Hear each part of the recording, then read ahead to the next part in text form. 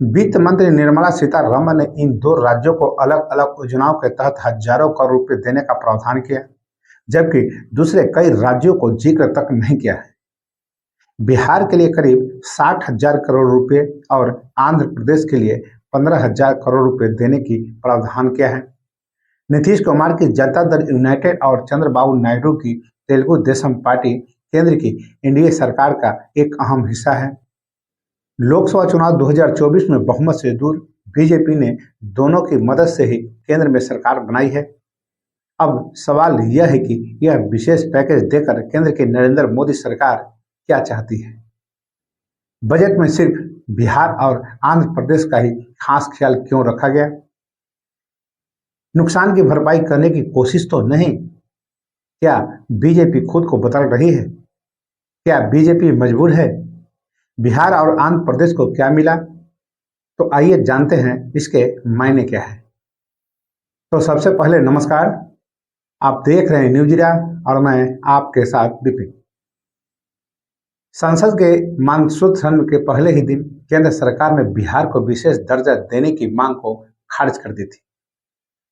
नीतीश कुमार की party Janata Dal you के सांसद रामप्रीत मंडल ने लोकसभा में पूछा था कि क्या केंद्र सरकार के पास बिहार को विशेष दर्जा देने की कोई योजना है। जवाब में केंद्रीय वित्त राज्य मंत्री पंकज चौधरी ने कहा कि राष्ट्रीय विकास परिषद के पैमानों के मुताबिक बिहार को विशेष राज्य का दर्जा देना संभव नहीं है।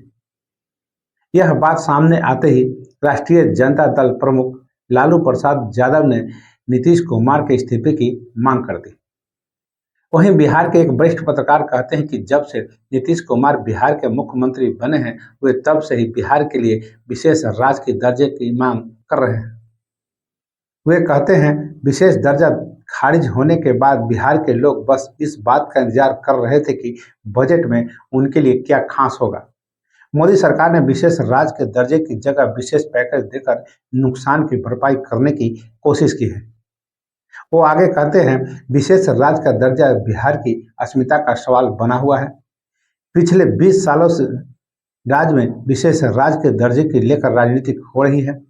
यह मामला ज्यादा न भड़के और नीतीश कुमार का साथ सरकार चलती रहे, इसलिए भी विशेष पैकेज दिया गया है।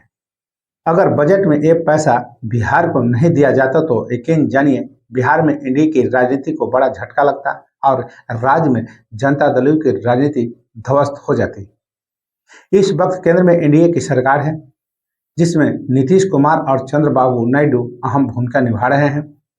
वहीं एक और वरिष्ठ पत्रकार इस बजट को लेकर एनडीए का बजट मानते हैं और वे कहते हैं, लोकसभा चुनाव 2024 के बाद बीजेपी के सामने सबसे बड़ी चुनौती कोर्स करेक्शन की है। उसे बीजेपी की जगह एनडीए की तरह काम करना होगा, जिसकी एक झलक इस बजट में दिखाई दे रही है। ये बजट 2024 के नतीजों का बजट है, जिसे देखकर लगता है कि बीजेपी अब एनडीए की तरफ बढ़ती हुई दिखाई दे रही है। वो आगे कहते हैं, लोकसभा चुनाव में बेरोजगारी और महंगाई का बड़ा मुद्दा बना हुआ था, जिस पर इस बजट में ध्यान दिया गया है। कई करोड़ नौकरियों का वादा किया गया है, जो बताता है कि अब बीजेपी बदल रही है। आगे वो कहते हैं, बजट से पहले भी चंद्रबाबू नायडू को करीब 50,000 करोड़ रुपए केंद्र सरकार की तरफ से अलग अलग परियोजनाओं के लिए दिए गए हैं। यह साफ है कि अब बीजेपी अपने सहयोगी दलों का ध्यान रख रही है, क्योंकि सरकार की स्थिरता के लिए दोनों दलों का साथ रहना बहुत ही जरूरी है। नीतीश कुमार और चंद्रबाबू नायडू के सहयोग का एक रिटर्न गिफ्ट इसे माना जाना चाहिए। वहीं एक और वरिष्ठ पत्रकार ऐसा नहीं मानते और वे कहते हैं कि बीजेपी बदल नहीं रही है, बल्कि वह ऐसा करने के लिए मजबूर है। आगे वो कहते हैं, बिहार और आंध्र प्रदेश के लिए अलग से कुछ देना नरेंद्र मोदी सरकार की मजबूरी है।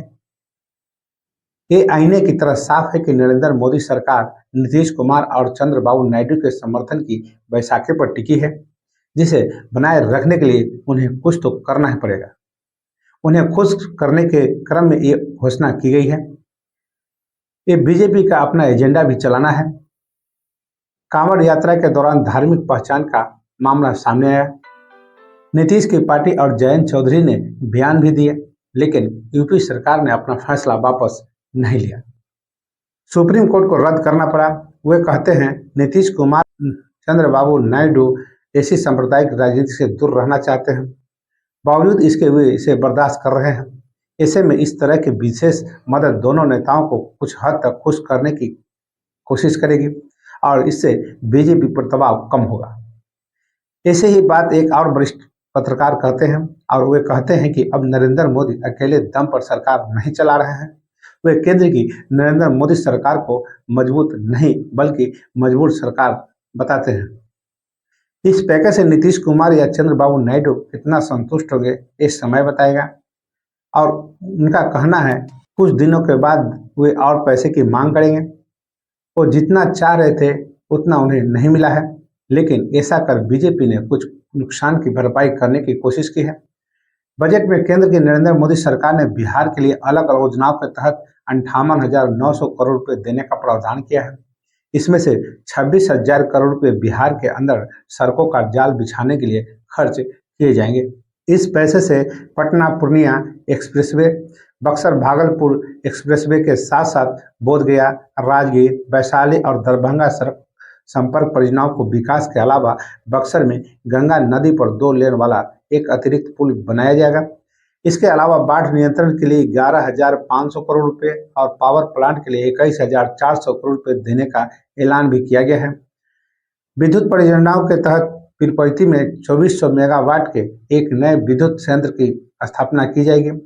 इतना ही नहीं, बिहार में नए हवाई अड्डे, मेडिकल कॉलेजों और खेलकूद के बढ़ावा देने के लिए इंफ्रास्ट्रक्चर का निर्माण किया जाएगा।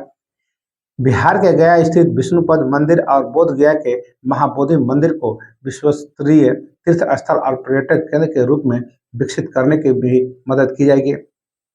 वित्त मंत्री ने कहा कि काशी विश्वनाथ मंदिर कॉरिडोर की तर्ज पर विष्णुपद मंदिर कॉरिडोर और महाबोधि मंदिर कॉरिडोर बनाने के लिए सहायता दी जाएगी। राजगीर के जैन मंदिर परिसर में 20वें तीर्थकर मुनि सुव्रत का प्राचीन मंदिर है, जहां 7 गर्म जल धाराएं मिलकर एक गर्म जल ब्रह्मा कुंड बनाते हैं, जिसे विकसित करने की पहल शुरू की जाएगी।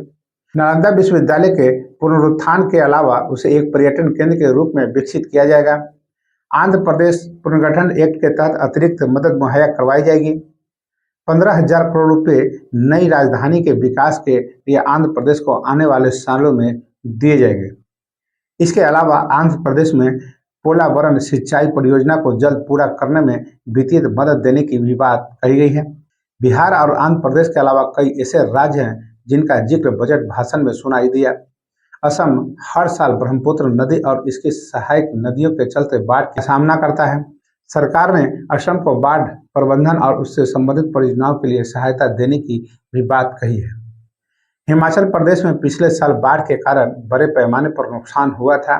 बजट में केंद्र सरकार ने पुनर्निर्माण और पुनर्वास के लिए राज्य को सहायता देने की बात कही है। उत्तराखंड में बादल फटने और भूस्खलन से जो विनाश हुआ है उसे निपटने के लिए मदद दी जाएगी। इसके अलावा सिक्किम को भी बाढ़ और भूस्खलन से उबरने में मदद देने का ऐलान किया गया है। उड़ीसा के मंदिर, स्मारक, शिल्प, वन्य जीव और प्राचीन तटों पर पर्यटन बढ़ाने के लिए काम किया जाएगा। तो बस अभी के लिए इतना ही। अगर आपने अभी तक मेरा चैनल को सब्सक्राइब और फॉलो नहीं किए हैं तो अवश्य कर लें और इसी के साथ मुझे आज्ञा दीजिए।